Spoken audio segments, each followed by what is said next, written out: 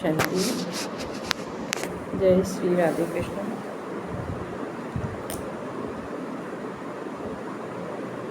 आप अपने आप को किसी से कम मत समझिए, क्योंकि भगवान ने आपको भी उसी मिट्टी से बनाया है जिस मिट्टी से औरों को बनाया है। इसलिए आप कभी ये मत सोचिए कि और लोग जो है ना वो हमसे श्रेष्ठ हैं।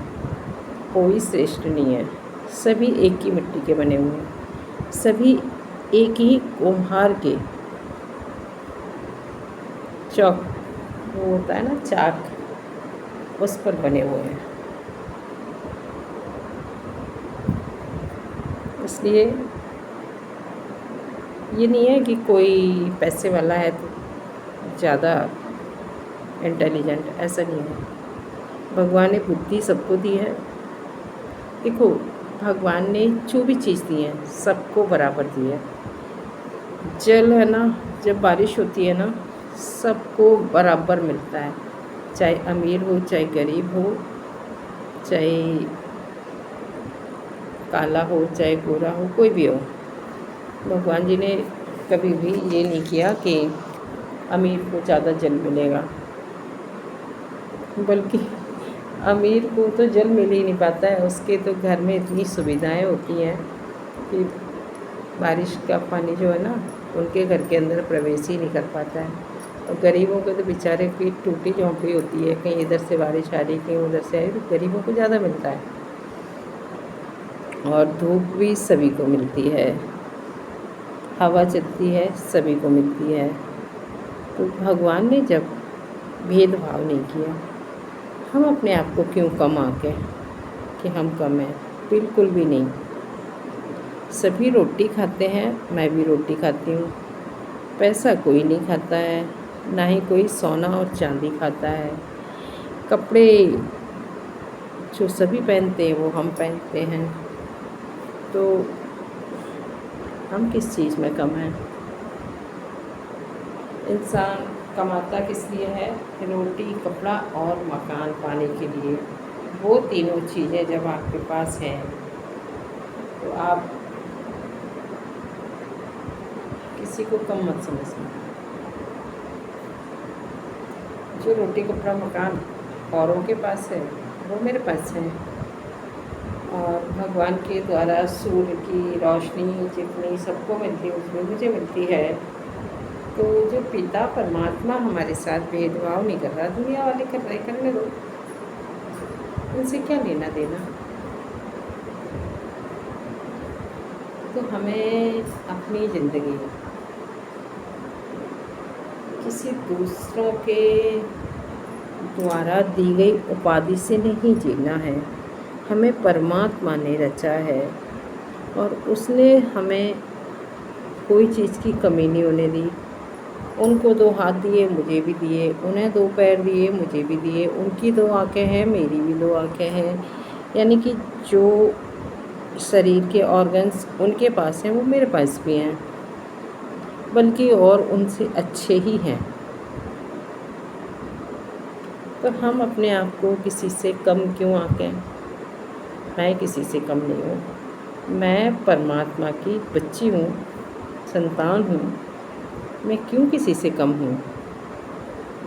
तो मुझे है ना किसी को देख करके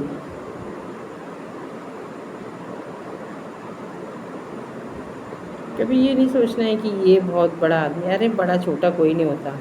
भगवान की अदालत में सब एक समान है। आपने देखा कभी कब्र पे जाके, शमशान घाट पे, चाहे अमीर हो चाहे गरीब हो, सभी उसी शमशान में दफनाए जाते हैं, उसी में जलाए जाते हैं। सबको वही सफ़ेद कफन मिलता है, मलमल का किसी को नहीं मिलता, ना ही किसी को रंगीन मिलता है। सबको वाइट कलर का कफन मिलता है और किसी की भी कफन में जेब नहीं होती। तो परमात्मा ने जब भेदभाव नहीं किया है, हम क्यों करें?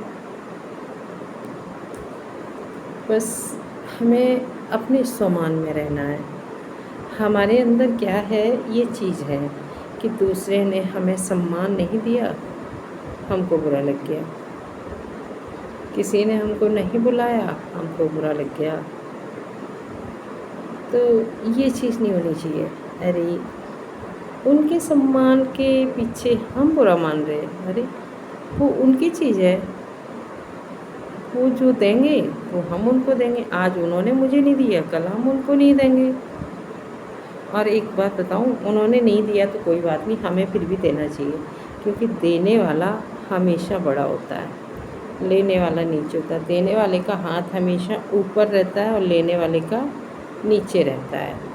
तो हमें लेने वाला नहीं बनना है कि वो हमको सम्मान दें तब हम उनको देंगे।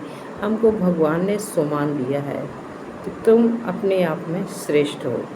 तो हमेशा ये सोचो, मैं श्रेष्ठ आत्मा हूँ, मैं बहुत उच्च कुल की आत्मा हूँ, मैं दैवी कुल की आत्मा हूँ, मेरा पिता परमात्मा है।